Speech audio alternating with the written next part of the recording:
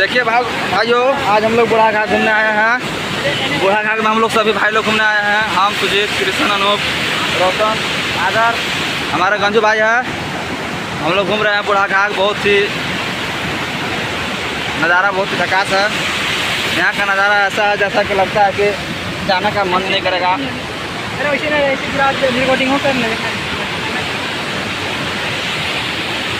झारखंड का सबसे ऊंचा जलप्रपात है बूढ़ा घाट।